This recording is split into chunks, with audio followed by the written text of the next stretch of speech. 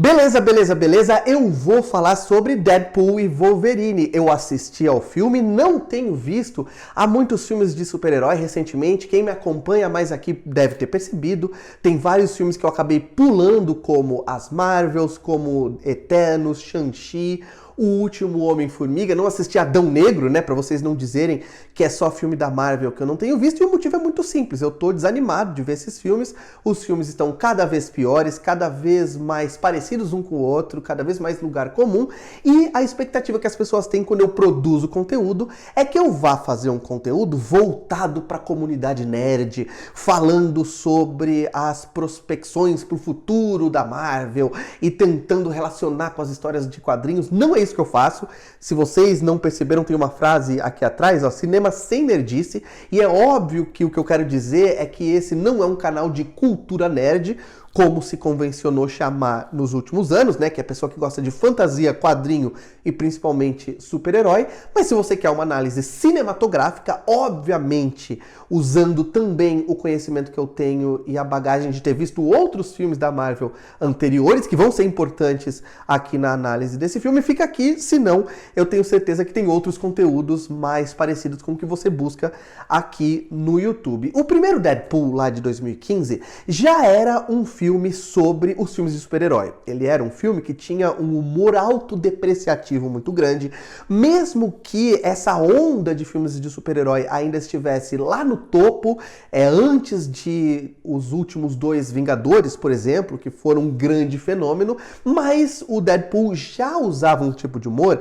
que falava o tempo todo sobre o quão ridículos os filmes de super-heróis são, né? E como as pessoas estão levando esse gênero a sério demais. A princípio, ele era um filme metalinguístico. O que é metalinguagem? É a linguagem falando dela mesma. Então, era um filme de super-herói falando sobre filmes de super-herói de uma maneira bastante intensa, de uma maneira quase constante. Então, não era uma piadinha aqui, outra ali. Era o filme inteiro com uma metralhadora de referências e também de metáforas e também de piadas metalinguísticas, como eu falei, autodepreciativas, mas a princípio era sobre os filmes de super-herói. E é claro que em 2018, em Deadpool 2, eles dobraram a aposta e agora triplicam, né? O Deadpool e Wolverine é um filme não só também muito metalinguístico sobre os filmes de super-herói, mas também sobre a Marvel, sobre a compra da Fox pela Disney, sobre a decadência dos filmes de super-herói e inclusive sobre os filmes de outros estúdios, como da DC, da Warner, por exemplo. Então é um filme que vai ser uma metralhadora ainda mais intensa de referências, de metalinguagem, e ele vai sucumbir ao peso de ter que fazer isso o tempo todo. E quando você tira essa parte dos comentários engraçadinhos, do humor que ele faz sobre o subgênero, sobra muito pouca coisa. Só para vocês terem uma ideia, boa parte da história se passa numa espécie de limbo entre os multiversos, chamado de O Vazio, em que nada importa. Então, o que acontece com os personagens dentro daquele vazio não tem consequência nenhuma. Na verdade, eles podem fazer o que eles quiserem. A gente nem teme pelo destino dos personagens, porque a gente sabe que tudo é reversível e eles não estão mexendo com a linha central do MCU, né, que é o Multiverse, como é que é? O universo compartilhado da Marvel.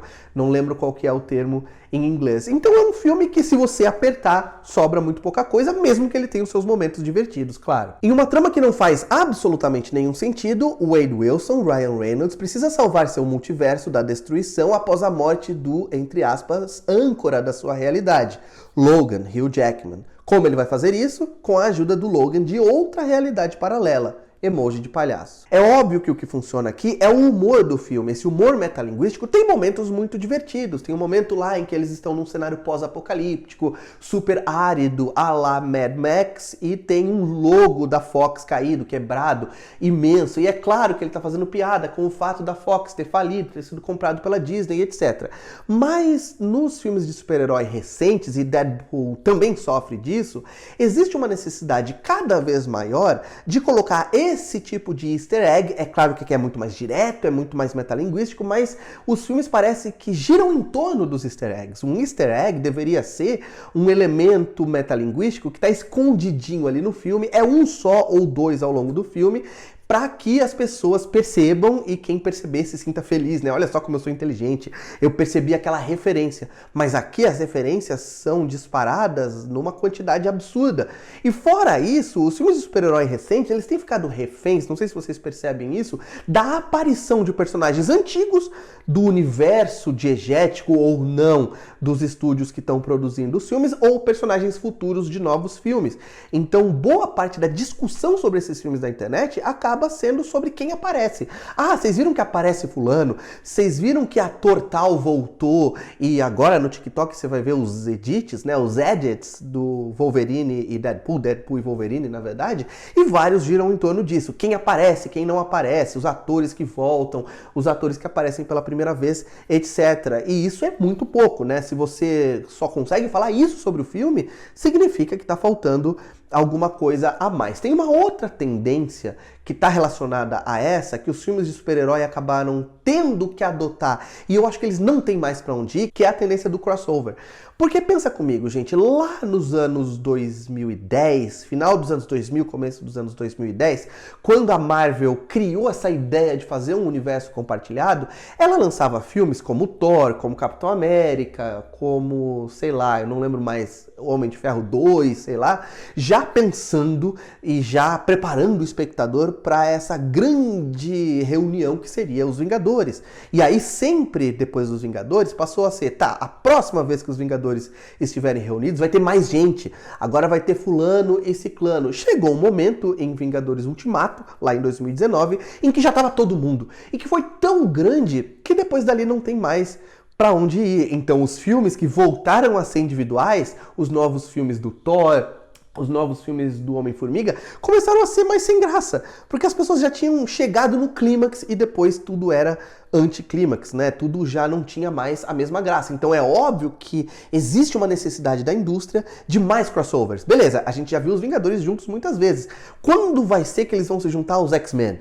E quando eles vão se juntar ao Quarteto Fantástico? E quando que vai ter um crossover com a DC? Será que vai ter os Vingadores contra a Liga da Justiça? E daí por diante. E esse filme aqui, ele sofre disso, porque se ele fosse só sobre o Deadpool, ele não teria tanto a mesma graça. Ele é Deadpool e Wolverine e mais um monte de aparição surpresa que, como eu falei, é o que o pessoal vai comentar mais na internet. O Wolverine, o Logan, né, não tem muito a ver com esse universo aqui. Ele é um personagem muito mais sério. O Hugh Jackman, muita gente tem gostado dele no filme.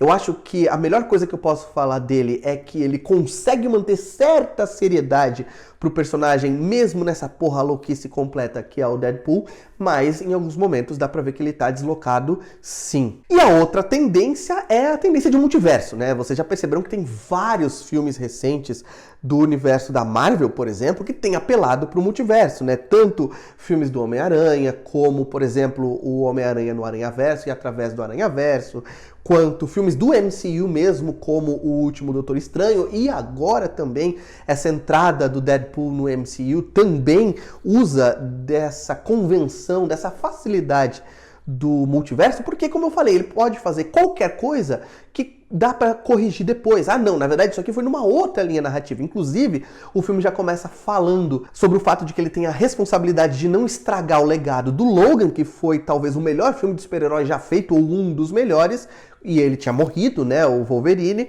e aí ele acaba fazendo isso através do multiverso. Ele resolve, entre aspas, mas de uma maneira bastante preguiçosa, que é, esse aqui não é o Wolverine, esse aqui é outro Wolverine. Ele usa algo que os fãs sempre quiseram, que é o universo original, amarelo, dos quadrinhos, mas é outro Wolverine. Então é uma forma muito fácil de resolver esse tipo de problema, e eu percebo que os filmes de super-herói estão cada vez mais reféns dessas, como que eu posso falar, estratégias narrativas que eu falei, de dobrar a aposta cada vez mais no crossover e também usar sempre para corrigir problema de lógica a ideia do multiverso. A Marvel sabe da bagunça que ela fez.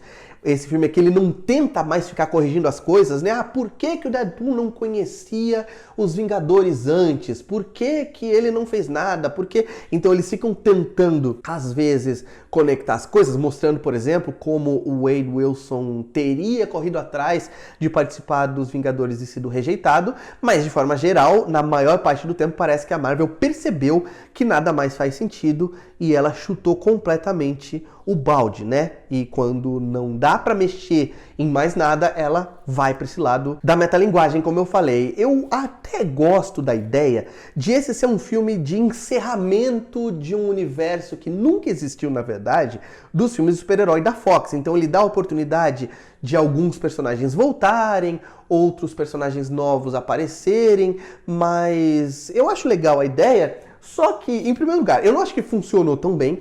Tem uma galera muito jovem nos cinemas, o público-alvo de filmes de super-herói é o público adolescente. Se você é fã adulto que veste a camisa do Homem de Ferro para ir trabalhar, você tá vestindo a camiseta de um filme infantil, né? Você é fã de um filme infantil. Então muita gente no cinema nem fazia ideia de quem eram aqueles personagens. Eu não vou falar os nomes aqui, porque eu não quero dar spoiler, mas enfim, eu não acho que seja muito eficiente e também eu não me importava muito. Quem se importa com esses personagens hoje em dia? Inclusive essa frase, quem se importa, resume bem o Wolverine e Deadpool. Na verdade, Deadpool e Wolverine. Eu fiquei durante a maior parte do tempo completamente desconectado, indiferente sobre o que estava acontecendo. Porque, afinal de contas, boa parte da história nem vai influenciar em nada na linha narrativa central. Inclusive, esse filme usa alguns elementos da história que são tão absurdos que enfraquecem ele como filme, mas ao mesmo tempo são divertidos de tão estúpidos que são. Por exemplo, né, o fato de ele estar tentando corrigir a linha narrativa central, ou então abandonando essa linha narrativa central e explorando outros multiversos, é representado através de uma máquina que é responsável pela manutenção dos multiversos. Então, se você destruir aquela máquina, você pode destruir realidades paralelas inteiras. É nesse nível. O diretor Shawn Levy, que já trabalhou muito com o Ryan Reynolds e também já trabalhou num filme com o Hugh Jackman, provavelmente ele foi escolhido justamente por ter já esse contato próximo com os dois. É um péssimo diretor. Ele tem alguns filmes melhores, outros piores na carreira, mas a lógica das cenas é uma lógica absolutamente sem sentido. Por exemplo, tem um momento em que ele ataca uma câmera, porque ele tem essa abordagem metalinguística, então é como se ele estivesse quebrando a câmera, né? Quebrando a quarta parede que ele quebra o tempo todo, e logo depois o diretor faz um contraplano, então ele quebrou a câmera e depois a gente olha o lado oposto, 180 graus da câmera que ele teria quebrado, e não tem câmera nenhuma ali. Ao invés de ele mostrar equipamentos, né, revelando os bastidores do filme, ele não mostra nada, é uma cena normal, então ele quebrou uma câmera imaginária e não tem câmera nenhuma ali, entenderam? Então o diretor ainda não tem nenhum tipo de lógica nas suas cenas. É claro, gente, e eu preciso encerrar falando isso, é claro que o filme é divertido. Eu só não posso usar isso como um único critério para avaliar o filme. É claro que é divertido, tem cenas muito legais. Por exemplo, a cena de início lá dos créditos iniciais do Deadpool dançando Bye Bye do NSYNC e destruindo lá, lutando, né, brigando, matando os adversários com os ossos do Wolverine. É claro que é muito legal. Ou então, o momento em que os dois, o Deadpool e o Wolverine, lutam contra aquele exército de Deadpools ao som de Like a Prayer, da Madonna. É lógico que são cenas divertidas, a trilha sonora é muito boa. É óbvio que ele tem uma embalagem pop que é muito legal. É legal assistir Deadpool e Wolverine, mas quando você pensa na lógica das coisas, quando você pensa no filme como filme, pouca coisa sobra. Eu quero saber de vocês o que vocês acham, se vocês concordam ou discordam dos pontos que eu apresentei nessa crítica, se gostaram ou não gostaram do filme, deixa aqui nos comentários, dá um like no vídeo, se inscreve no canal, clica no sininho como sempre, e por hoje é isso, um abraço, tchau!